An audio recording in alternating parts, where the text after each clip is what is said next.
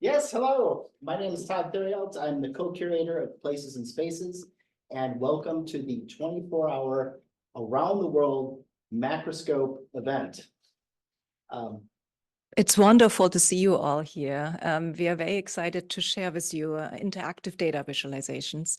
And this very first hour out of 24 hours live streamed from Indiana University and then going around the globe is going to show you more about the context of the exhibit, the macroscopes. We will try to answer what is in macroscope, but then also go over into a book project we are doing together. Thank you for joining us. It's wonderful to have you all here with us as we celebrate not only the exhibit itself, but also we're excited to debut the 19th iteration of new pieces that have been added to the exhibit this year. My name is Lisel, and I'm also a co-curator of the exhibit. I just wanted to say, it sounds like our biggest competitor this weekend is the Lord of the Rings marathon, which is going on at Ice Cinema. It'll be 11 and a half hours. If you're at that, you can still come back and join at midnight for a musical interlude with Monica Herzig. If you want to watch the Hobbit trilogy after that, you can still join us at 9 a.m. for the debut of the 19th. So you've got lots of options. Yeah, and we are going to do this until lunchtime tomorrow. So please stay with us, come in and out, and let us know what you think. And we do want your questions. So please ask questions via chat, and we will promote them and try to answer them as best as we can. We should probably say also that these recordings will be available afterwards. So if you do miss something and you're like, oh, I wish I could have seen that, you can go to the website, which will have a link after the event to the videos when they come up. They won't probably be available right away, but we'll try to get them out as soon as possible. And I think just one other thing I wanted to say is that this is basically, we're going to be 3 tour guides here for the macroscopes. Macroscopes are kind of those things, they're a little bit unlike science maps. Microscopes, you just press it and you're in, right? And so we're sort of like the Rick Steves of macroscopes. We're going to be pointing out things that are interesting along the way, saying don't miss that restaurant, other things like that. So we're here to guide you. And to have fun with you. I think this is really kicking off the holiday season. I hope you have all of your presents under control and have a Christmas tree somewhere in your life. And we really hope that this brings joy and happiness and a little bit of good energy to everybody out there. Yeah. So, yeah, I guess we will want to get started here. Any other things? I guess we've got a really full schedule, so I encourage you to look at the website, check out the schedule. We've got talks, we've got, what's really nice is that we have the opportunity to talk with a lot of these macroscope makers and find the dirt, the behind the scenes on how these things got made. And there's really interesting stories to tell that are kind of behind the scenes. And we've got some of those for you, and we can share them. There's a lot of times where there's financial obstacles or tech obstacles or client obstacles or all the different things that have to be overcome to make these things work. It's really incredible. And so we're going to sort of give you a peek behind the scenes at how these things get made, why they're important, why you should care about them. And if we've done our job well, that's the impression that you have when you leave. Yeah, and ideally you take away good spirits, but also take away how cool it is to render data into actionable insights in your personal lives, but also in your professional lives. You might get to see some data sets that you really want to check out. You might get to play with some algorithms that some people here on this 24-hour event invented and productized. And you might like to reach out to some of the really neat macroscope makers. And who knows, maybe you collaborate with them next year. I think we really want these networks. We want data and knowledge and expertise to flow and create good things for humans. And so thanks for joining us all. All right. Well, now should we move into our individual stuff? We have kind of an individual presentation for you. And so we'll get started with that. So we're officially on. All right, I think I'm going to give a little bit of an introduction to the exhibit and to the event. As you might have seen, this is the third event of its kind. We started this 2 years ago in the middle of the pandemic, when we had a really hard time envisioning how we could ever get out of there, and how we could bring more and more data visualizations to larger audiences, ideally in social settings. And it was just really hard to do that back then. And so we thought, oh, what about a 24-hour live streamed event that showcases the power of maps to many?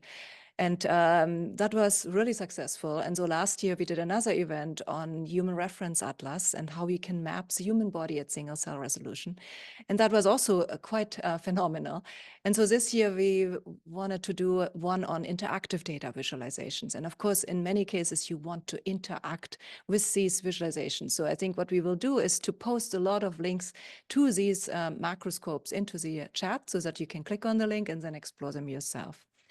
For the exhibit, we have the current 12 o'clock. There is actually a set of 2 parts. The first part introducing the iteration of the exhibit that deals with macroscopes. And we will also tell a little bit about how the exhibit works and the many places it has gone. And as you might know already, there was a first decade from 2005 to 2014 that created a total of 100 maps. So each year we invited map makers to present and submit their work.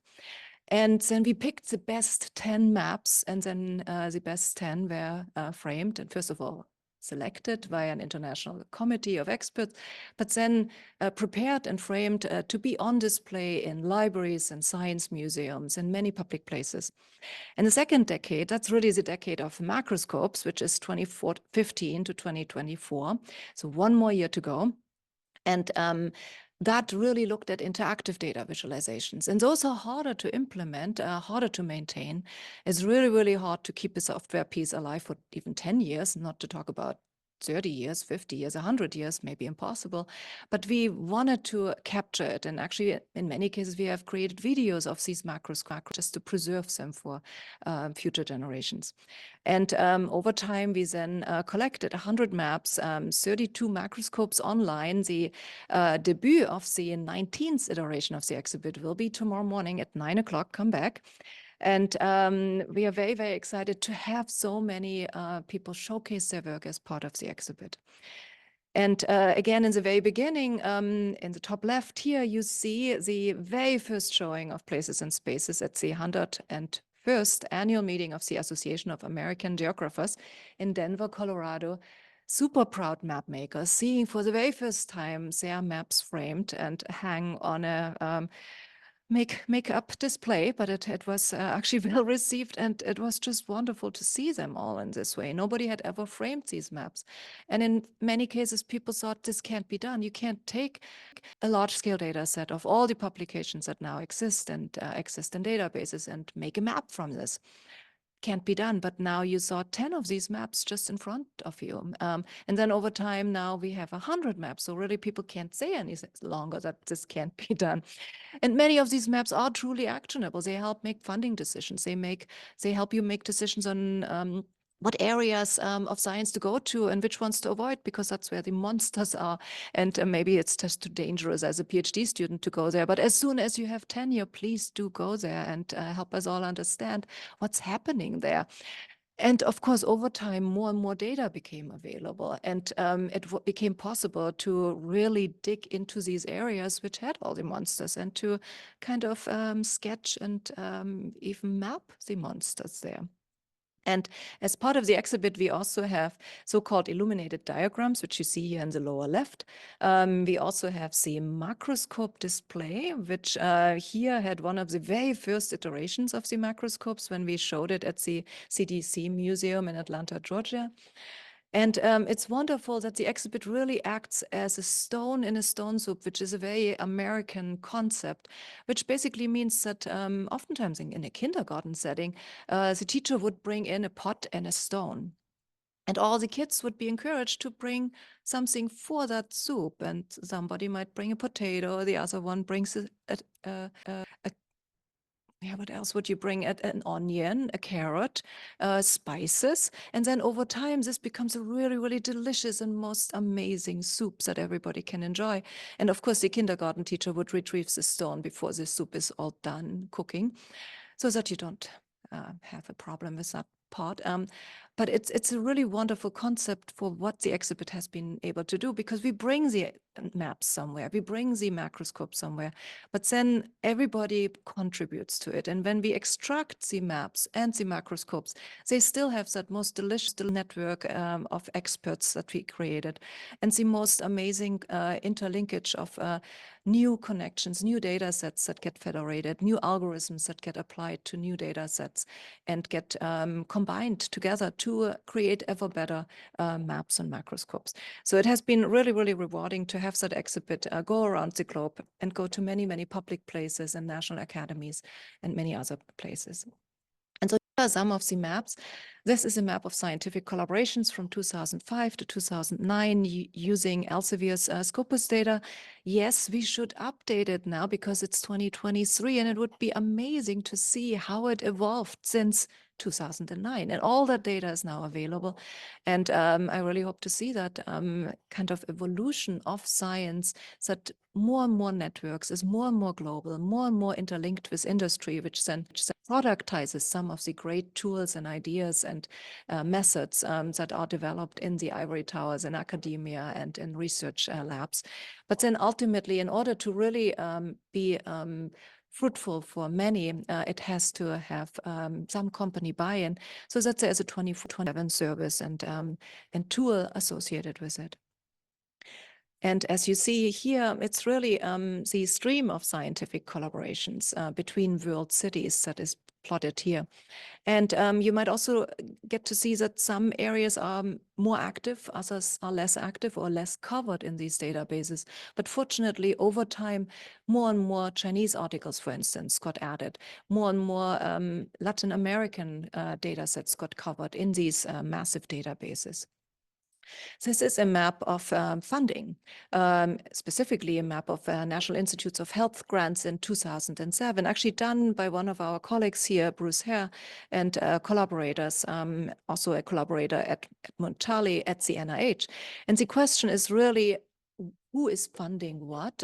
Is the idea I just had already funded by somebody? So the hope would be that at some point soon you could take your abstract for your proposal, upload it to a service like this, and you would get to see what are these similar proposals, or in many cases you only get to see funded projects that are relevant, and potentially that is your competition, or it could be your collaboration. And of course, for NIH program officers, this is gold for picking good reviewers, because they would of course like to see not just their own expert networks used for reviews, but also experts that they might not have seen yet, but that have had funding by NIH or by other funding agencies.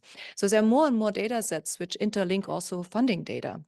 And then you can create a base map of all the funding, and you can do all kinds of overlays, like for instance, overlays of which institutes at NIH are funding what areas. This is a map that was, at the moment it was created, 2005, the most comprehensive map of science ever created by Kevin Boyack and Richard Clavans, which just won the Derek DeSolla Prize medal at the ISI conference, which actually happened to be here in Bloomington, Indiana in 2023. And it was wonderful to see their work acknowledged, but also here what you see is a map where you have mathematics as the purest science in the top of this map. And then as you go around this circle of science, you go over to computer science and physical chemistry and biology and biochemistry, and then over to infectious diseases, immunology, medical treatments, general medicine, radiology, neuroscience, psychology. And then there is this entire appendix here, bioeconomics to law, to this teeny tiny link here. And then back over from economics to computer science, mathematics. And then again, you can now overlay other data sets. So as soon as you have a base map, you can overlay, for instance, nanotechnology, which is more interdisciplinary. You can overlay proteomics or pharmacogenomics here on the right-hand side. But you can also take my career trajectory, being trained in electrical engineering, doing a PhD in computer science, now working in the biomedical sciences, and you can overlay it over this landscape of science. It's interesting to see how people make their way through the landscape of science. This is map of patents, US patents. And here the patent classification hierarchy, which is 15 levels deep, only the first 3 levels are plotted here. And you get to see how many patents actually exist in which areas if you would zoom in. But here 2 specific patents are pulled out, showing the impact, the number of citations that one patent had here, but also showing what prior art certain patents are building on or are citing in their front pages. This is a map of Wikipedia. Again, a base map with overlays of math, science, and technology relevant articles. And then in the 4 corners, you have article editing activity, article popularity, major edits, and in the lower right, the number of bursts that these articles experienced over time, bursts in terms of downloads. And it's just wonderful to get more global views of our collective knowledge. This is a map by Watt Shelley, and he has more of these drawings online if you want to Google for his name. This is a map of science fiction. And just like in Amazon, you get to see what other books you might also like. Here you have a map where things that are close by to each other might give you hints of what else you might like to read. So if you see in this map some book you are already familiar with, look close by, and I think you will see titles that you might like to explore. And it's just a beautiful visual rendering with wormholes and tentacles, and it's just gorgeous. And of course, you can zoom into this map online. So please go to scimaps.org and check out these beautiful maps. And of course, this wouldn't be possible without the exhibit advisory board, the many, many affiliates that we have, and the ambassadors around the world that have contributed to this exhibit. And of course, the many, many map makers and macroscope makers that have contributed to the exhibit over the last 19.5 years, because it took a half a year before we had the first iteration together. So it's a long time that we have been doing this and truly enjoying it. And I'm going to give it over to Lisel, and she's going to tell you a little bit about the interactive data visualizations that are the true star of today's event. Thank you, Mom. Thank you, Katy. Yes, I think it's time to talk a little bit about Macroscope since we're here for the 24 hours of Macroscopes. And here you can see the variety. Each year we have an iteration with a bit of a theme to bring together 4 different macroscopes each year that we add to the exhibit. And this shows you the full collection of macroscopes that are now part of the exhibit. I thought it might be useful to start with a definition. Macroscope isn't necessarily a term that everyone is familiar with. The way we've defined it for the purposes of the exhibit is that macroscopes are tools, for example, software tools that are that help people focus on patterns and data, especially ones that are too large or too complex to be able to see unaided. So macroscopes are tools to help people focus on patterns and data that are too large or too complex. To expand on that a bit, you could think of them as tools that enhance perception. They are like a macroscope or a telescope in the sense that a microscope, for example, helps us see things that are really tiny, that are too small for our eyes to be able to see. And telescopes similarly help us view things that are too far away to view with the naked eye. But macroscope tools helps us see complexity and patterns in data at multiple scales. So you can zoom into very detailed views, and then you can pull back and look from above, so to speak, have an overview of the data. They provide the ability to look at data from many different perspectives. So why move to macroscopes from the two-dimensional maps that Katy was demonstrating earlier? We found toward the end of those 10 years of exhibit maps that people were leaning in, wanting to get closer, wanting to touch things. And we've kept finding ourselves saying, now, if you want to see the interactive version, go online, and pointing people towards examples of these that were starting to be developed online as well as print pieces.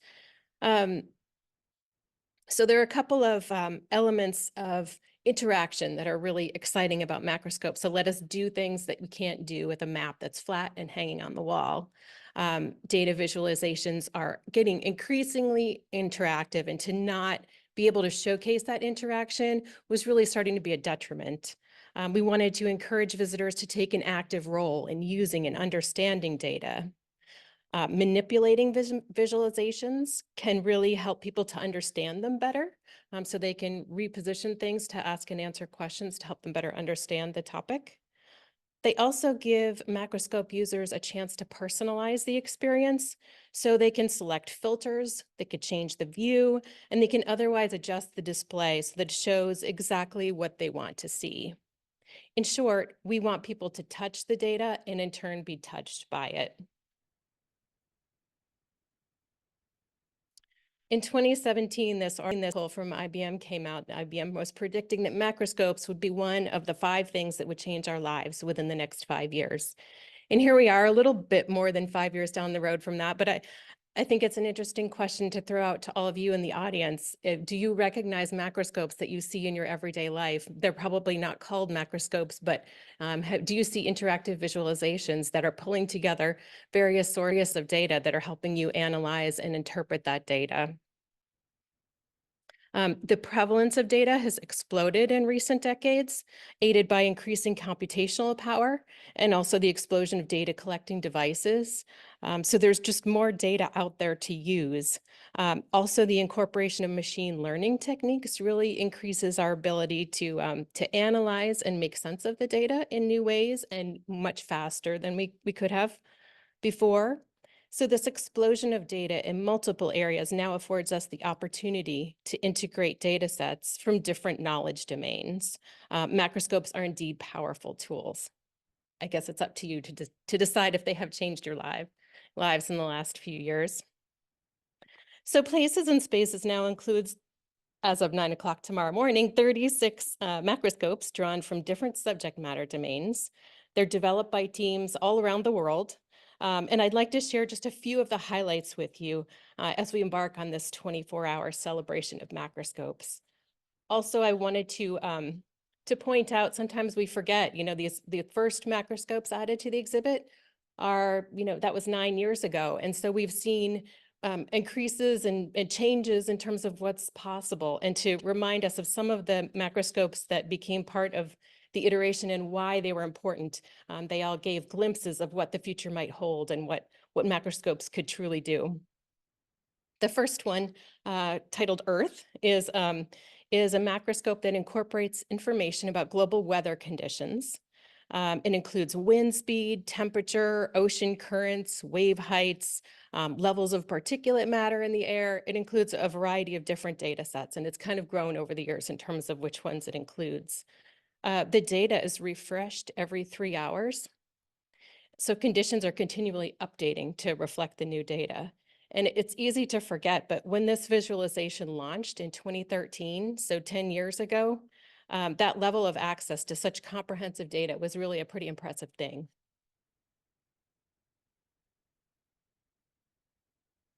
The second macroscope that I wanted to highlight is called Excellence Networks.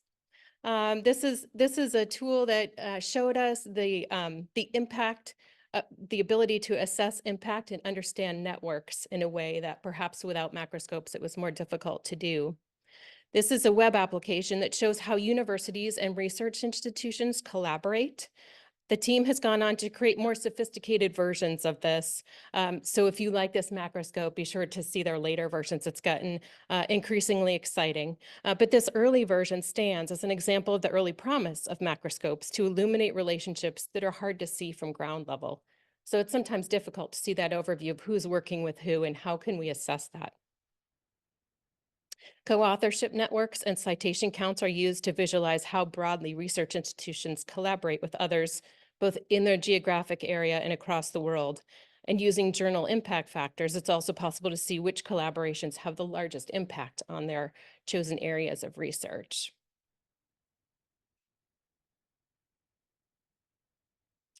So this is a macroscope called histography.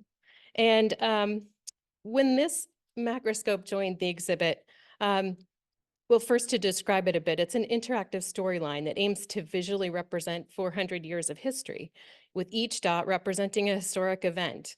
Now, the source of data for this macroscope is Wikipedia. So the interesting elements with this project are that, how do you visualize so many events in such a way that it draws you in, but it's not visually overwhelming? How can you, playing with the visualization, and how can you get something that's usable and understandable and something that you can interact with? And the second point about this macroscope that I think is interesting is that it opened up the question of how can someone leverage an existing data source to view it and interact with that information in new ways. I think it was probably not most people's first thought that, oh, Wikipedia could be a source of history. Of course, there are issues with using a community developed and validated source for history. It may not be the best source, but it was an idea that promoted looking at new types of data and how can we interpret those in ways that help us answer questions that data set was not originally intended to answer. So while let's see. Let's go to the next one here, which is called the United States Water Crisis.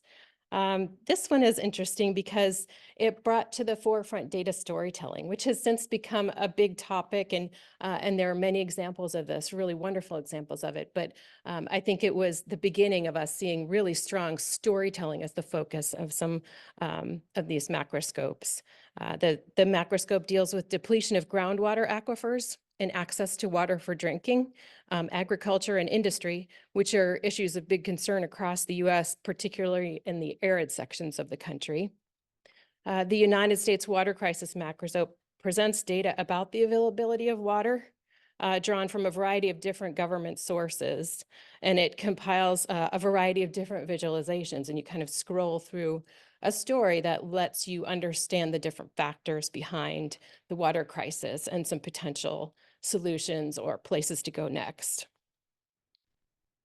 While many macroscopes in the exhibit focus on improving the user's ability to explore data, this one's a great example of how macroscopes can also bring together large amounts of data from multiple sources at multiple scales to tell a story.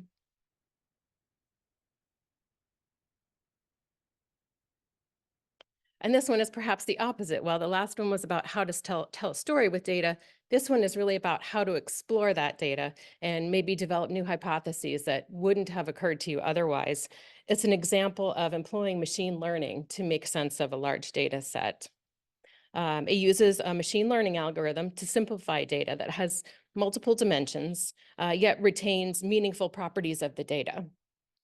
So this macroscope allows you to compare different countries around the world using up to 30 different variables or indicators that range from things like health expenditures, how much money does this country spend on health versus education, what is their World Happiness Index score, all the way up to how corrupt is their governance and their gross GDP. What does that stand for?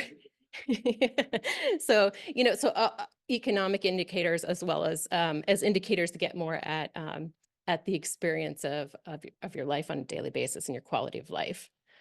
Let's see. So it places similar countries together based on which metrics you select and which ones you prioritize. So you can sort and resort these countries based on seeing how similar they are in different areas and in different ways. So the ability to employ machine learning in order to help us make sense of multi-factor data sets is really critical as the explosion of data and as our research all moves in that direction more now. I don't think we can do the computational work that we want to do to reach the conclusions that we're looking for without employing machine learning. Opportunity Atlas is the next macroscope I wanted to introduce you to really briefly. The Opportunity Atlas measures the average economic outputs or incomes of children from every neighborhood in the United States. It's by demographic subgroups like race, gender, and parental income. The promise of the Opportunity Atlas is that it will enable targeted data-driven solutions that proactively address income inequality. There's a huge amount of data in here based on that gets you down to zip code level and even below that. And so to be able to really do robust analysis to understand what that data tells us about income level of individuals as they grow up based on where they lived as children is really a pretty great example of the detailed research and robust research that can now be shared through a tool like this. It shows the promise of developing macroscopes that can be used by policymakers and community organizers and advocacy groups.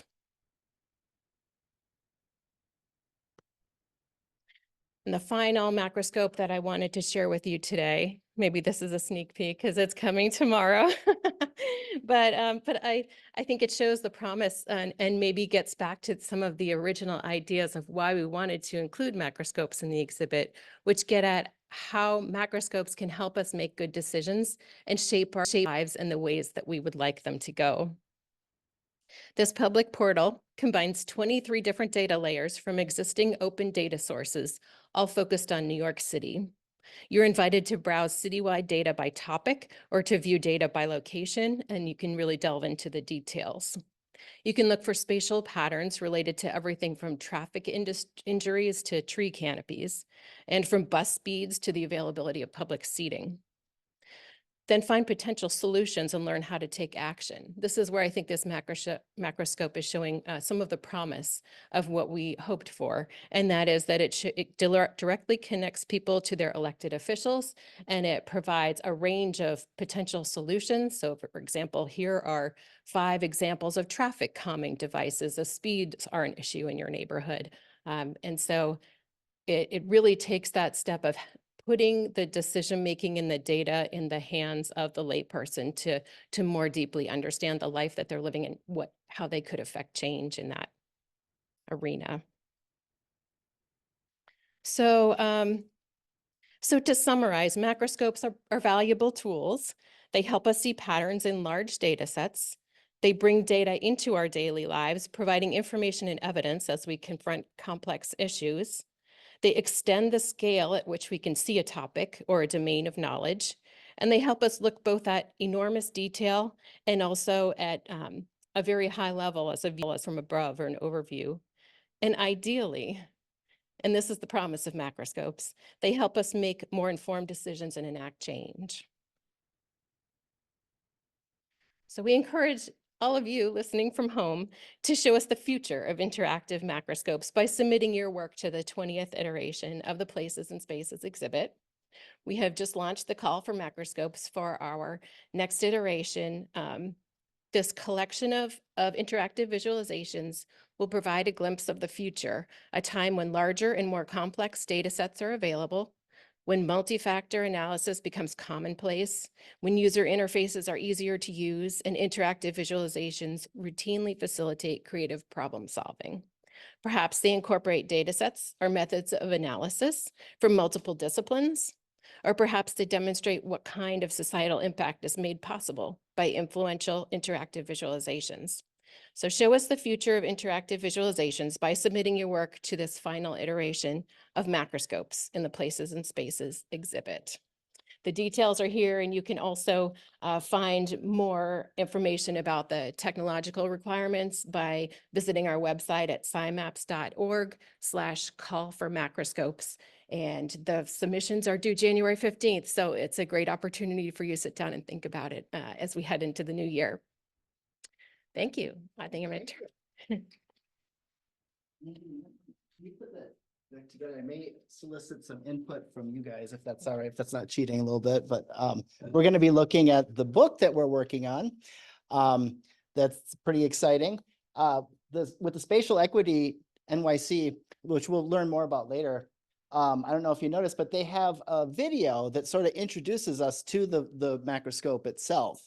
And it's an animated thing that sort of has different scenarios about people experiencing inequities in spatial design as they go about their daily lives. And I really like the idea of reaching as many audiences as possible by going through different vehicles. And one of those for us is going to be the book. So I was trying to think, was it 2022 January or that we got started with this? It was early on, so we've been working on it for some time.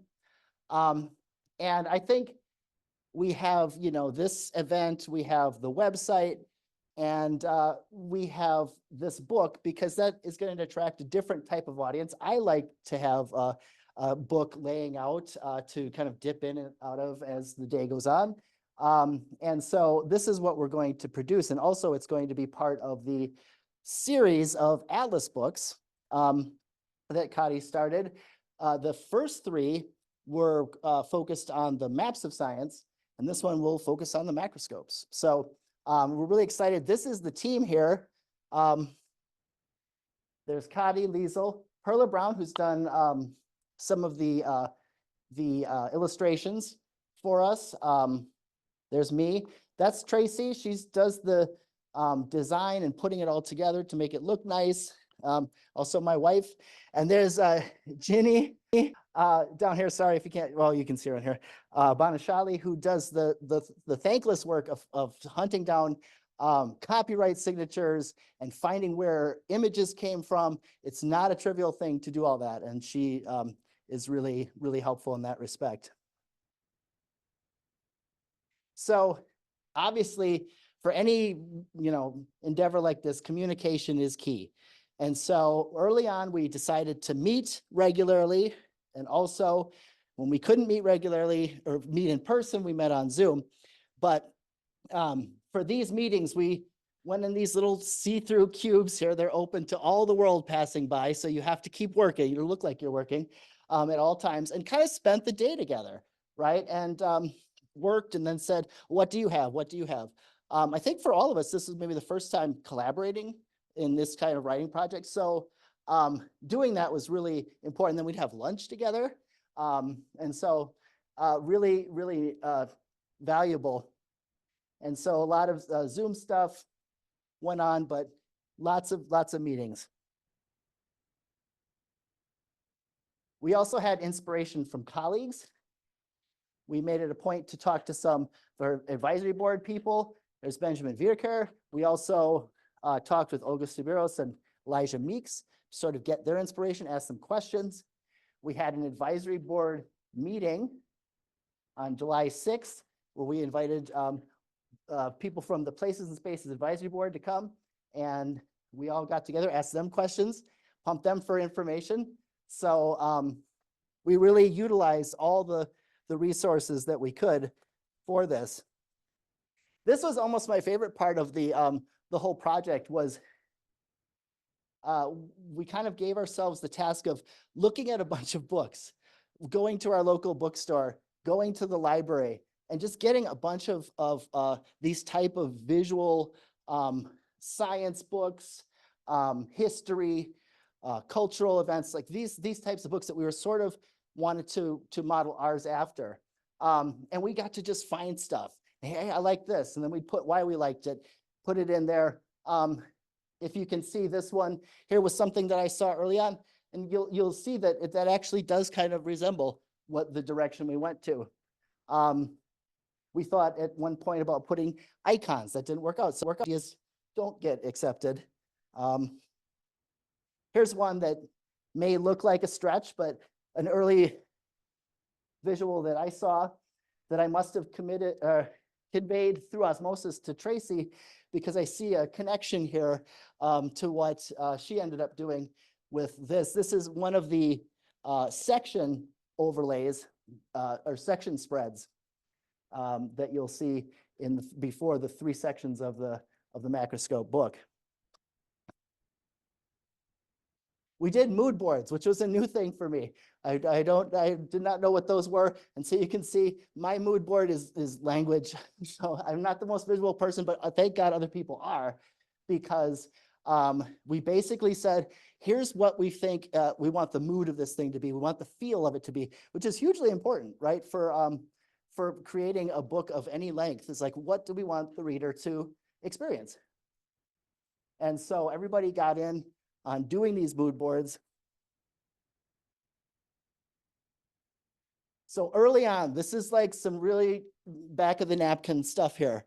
You know, just everything written out, any place we could. This is I think that this is hilarious because this is Lisel showing a sketch that she made in a book, analog style with a pencil or pen over Zoom, right? So this is how we shared stuff. And it was pretty basic. We talked about what we wanted for the layout for the individual macroscopes, because that'll be the second part of it. And the majority of it will be introducing each of these 40 macroscopes. And so what did we want them to look like? And so we wanted a spread that would kind of spread across the entire 2 pages. And so you'd have these really beautiful, large illustrations to sort of sink into. And then information, just kind of more basic information. We wanted to call out things, like if we were had somebody who was looking at the macroscope and we'd point over their shoulder, say, hey, look at this. Don't forget about this. And this is what we're doing here. And then we go into a little bit more detail about some of the backstories, right? Some of the behind the scenes. Cases where these macroscopes were used, right, by city council or community organizers, right?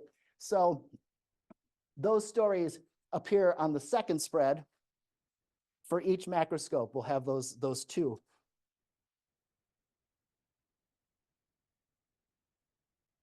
Evolutions, before we got to that, we all took turns in like kind of blocking out how we wanted this to go. This is the evolution of a spread. And I kind of wanted to get Katy's intake. So this is like an early version of this going on. We have actually some drawings, right? Some sketches. We've got some notes to, you know, just kind of notes, make it look like this. I want this to kind of maybe be here. And then an image that she wanted to use. And, you know, but obviously this is a mess. This is early on, right? So this is how it works. And then it turns into this. I don't know if this was after or before. And then it ends up looking beautiful and laid out like this, and exactly. And of course, I'm speeding this up. It takes time, but certainly it takes a lot of trial and error to find out the best way of presenting information. You don't want to overwhelm the reader, and you want to convey information as quickly and effectively as possible. So this is the evolution of an Earth spread.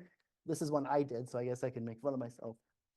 So this is the beginning. I know kind of what I wanted, some pictures of the globe, of the Earth itself. And then Tracy and I worked on it and in consultation with the other 2, and we kind of came up with this sort of look, and then eventually to what it became, which is more focused, has more relevant call outs here about details from the macroscope. And we kind of hit upon our style of what it would look like. And so, like I said, all these go through evolutions. This is another one. This started off as just a PowerPoint. You know, I'm not a designer. I just threw stuff together. And then after revision and consultation with everybody, it becomes something that's much more dynamic, much more informative and interesting. This is, I don't know, this might be scandalous to some. We do have we write on these things all over. And there's a lot of them. Sometimes they get out of order. A lot of times they get out of order, and it's hard to keep track of. So it can be a daunting process to do this, but we review, we revise, and we repeat again and again. The comments here can be very detailed, right? And my colleagues do a great job of taking all these, taking it as if it were their own, and making really informative comments. This is another way that we look at the book, is to have it sort of spread out like this. It's a great way of visualizing things, and we do it on these ice cubes, which are see-through, so we can just tack this up on the window and sort of, sometimes if we're feeling blue about progress, we look at this and go, oh, we have made progress. This is good. Or, oh my gosh, we need something here. We need more of this. So it's a great strategy. Here's the table of contents. As you can see, we're going to have a section of the power of macroscopes, and this is going to be just the intro stuff. What is a macroscope? How do we read one? In this, we have kind of our thinking about why macroscopes are in themselves kind of a unique way of looking at the world. What do we see through macroscopes that we wouldn't be able to see in another way as well? And so we look at the way that data is presented. We look at thinking visually about the data. And then we go into all 40 macroscopes. And you see these have not been picked yet. So these will be here. And that will be in spring of 2024. We'll have some to put there. And then afterwards, sort of a wrap up, kind of like, where do we see the future going with this? What are some trends? The importance of the human touch, right? The very first, with the macroscopes, we presented them originally, we still do, on a touch screen. And that's a really important way. There's something different about that, as opposed to like using a mouse, right? Being able to point to something and click, it enters you into it. So ideas about human touch, human machine symbiosis, again, sort of looking towards the future. And then I'm just going to give you a few looks at some of this, just a few spreads. This is the one that kind of goes through macroscopes are their own sort of unique tool. This is one that you've seen, sort of like a sort of, vocabulary to use, a methodology that you can use for looking at these macroscopes. Some just general ideas about different kinds of maps that you might encounter in the macroscopes. Symbol types on the side, graphic symbols. And then each iteration will have this spread that has the 4. Each iteration has 4 macroscopes. And so we spread those out before we then go in. This is a sneak preview at the one we'll see tomorrow. I'm not going to stay on that too long.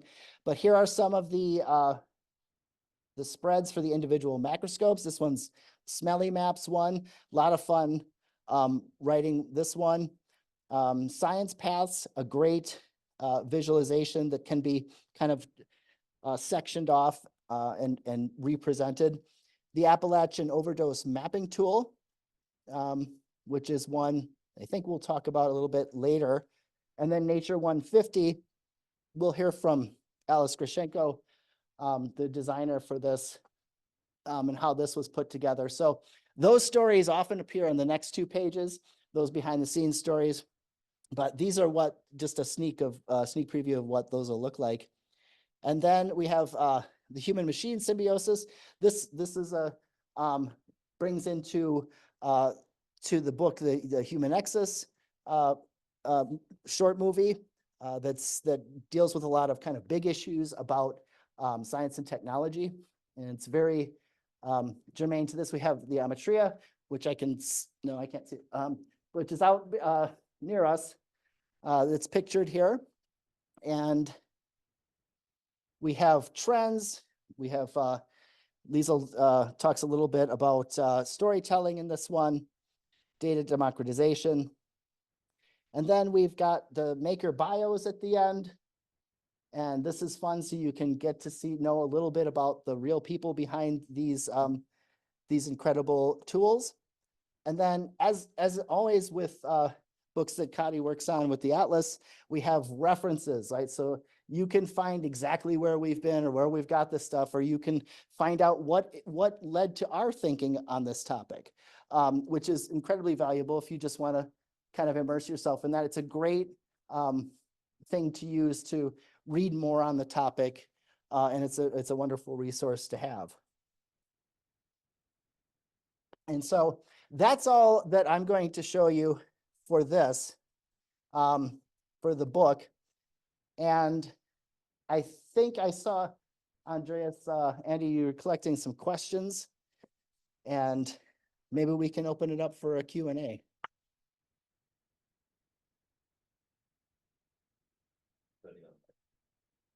And then I'm happy to questions. Mm-hmm. I'm checking the webinar chat. We don't have any questions from attendees just yet, but I have some questions for you guys. So, what kind of macroscopes would you like to see in the 20th iteration? You already teased kind of the content seen in the future, but what kind of macroscopes would you love to see? Like a wish list. What kind of macroscopes? I think like any sort of macroscope that is kind of utilizing a cutting edge technology. This is typically in the exhibit, that 10th or the 20th, those types of anniversaries have been the let's look at the future. So maybe these might be a little bit more daring, or maybe take more chances. And that would be kind of cool, or use data sets in a way that's that they haven't been before. So things like that, I think, would be what we would like to see. As far as subject matter, I think it's pretty open. But yeah. I think over the last 20 years, we have seen more and more live data feeds being analyzed in near real time. More and more larger data sets. I think we might also see, and I would love to see, more AI coming in with ChatGPT and DALL-E and some of the recent developments. I think this is ripe for being featured in an official exhibit. I also see more and more alternative user interfaces. And of course, the Macroscope display is what it is. It's a touch panel, a large one, which you can use to browse through these soon 4D macroscopes. But there is no reason why there couldn't be additional elements, which we always have had with the exhibit, which then are illuminated globes or hands-on puzzle pieces or a comic book or other elements that we have always welcomed to the exhibit. So yes, try to fit the official format, but if you have other formats of engaging people in meaningful data analysis, modeling, visualization, please do submit those as well. Wonderful. Thank you, Todd. Would you mind sharing the screen again? Like your slides. And then in the meantime, I have a second question. What areas, Katy, would you say are most suitable for visualization in macroscopes? And maybe also, which ones are maybe not so useful for visualization in macroscopes? So we have been doing data visualization research and tool development and practice for 25 years now here at Indiana University. And we have always tried to use the visualizations as easiest to read. So most people can read tables. That's perfect. If you just need to sort something, or if you just need a tabular formatting of data, you don't need any fancy new visualization. But then in some other cases, you want to show collaboration networks and how they evolve over time. And that's really hard to do via a table. So you really need an evolving network, and that's hard to read. Most people don't really understand what a degree of a node is or what a backbone of a network is. But people can learn this. And to be honest, some of these data visualizations became much more user-friendly during the pandemic, because more people had to read infection networks, for instance, or had to read logarithmic scales for flattening the curve, etc. So I think over time, people actually have learned to read these data visualizations.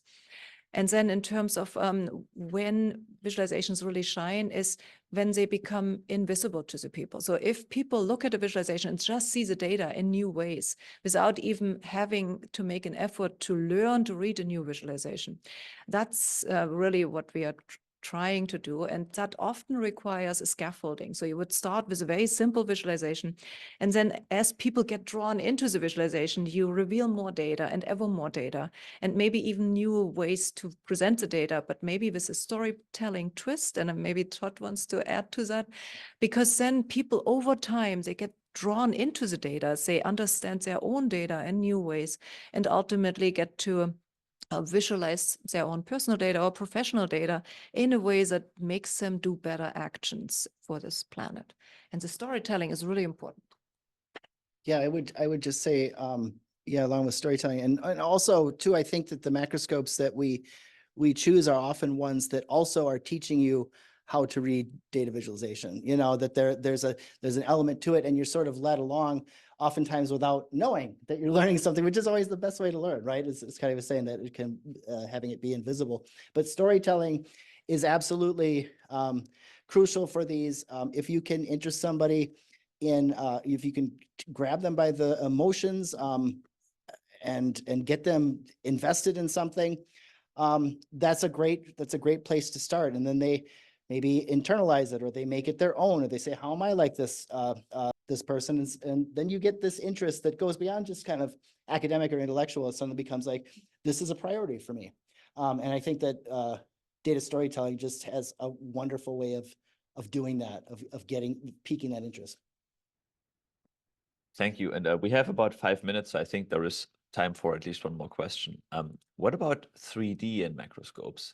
So a lot of the things that you showed are two-dimensional. I did see some interesting ones. I saw the cosmic web, which is 3D. So where is 3D useful in your opinion in a macroscope? What are the hurdles in making use case for it work? And maybe you could speak to that for a second. Yeah, I think there are quite a few which use Earth as a reference map, like the macroscope called Earth, which was on display here. You can actually turn this around on the macroscope display. Similarly, also Theriault's News Explorer totally is in 3D, so you can twirl that Earth globe around and see how people are mentioning or not people, but countries are mentioning each other in the news. So that absolutely is 3D data on a 2D screen. Then we have the Virus Explorer, which is beautiful, really showing the size and structures of different viruses in 3D. And I think if you go over to the human body, for instance, we are involved in a project that maps the human body at single cell resolution. You absolutely have to have 3D, because every single cell, every one of our 37 trillion cells lives in a 3D spatial context. And so you must have 3D. And how to best present this to a large audience where not everybody yet has VR goggles or some other way to look at 3D data is a challenge. But I think there is actually now a growing number of hardware providers, and also a growing number of game and other application development providers, which create really interesting and meaningful 3D experiences using 3D user interfaces. And I think we'll see more of that. And again, we would love to have more submissions in that area to the exhibit. And it's interesting for me to see that it takes still quite a while to get these interfaces introduced. When I came here to Indiana University, I was actually attracted because they had a cave system over in Lindley Hall. And so I did some of the first programming I did here was in a 3D environment. And we still don't have that in our normal environment. So it's interesting for me how long this took. Thank you. And we do have about 2 minutes to go. Maybe we can do one quick question. Also going to the future, how can AI, you think, improve data analysis, modeling, and visualization? And how do you think this is going to influence macroscope specifically? So there's an entire panel on this, right? So 11 o'clock tomorrow, please do come back. And similarly, also for this 3D question, tonight at 8 p.m., come back. There will be a session on data visualizations in VR. And then again, tomorrow at 11, there's an entire panel on AI and what does it mean for all of us, for humans, but also what does it mean for data visualization? And so what I can say is that many of my colleagues and also our team have started to very, very extensively look at how AI can augment our human abilities, not replace or overtake, but really augment. And I think it's wonderful to see this. I think we want that symbiosis of human and machine intelligence. And some of the challenges this planet is facing absolutely need AI to really be solved. And so I'm looking forward to have more and more submissions to the 20th iteration come with AI code. We are hosting a number of Kaggle competitions. One is running right now on segmentation of 3D vasculature for the human body. And that has a $80,000 price tag. So please check it out, come in, compete with some of the coolest teams out there, and then submit your data.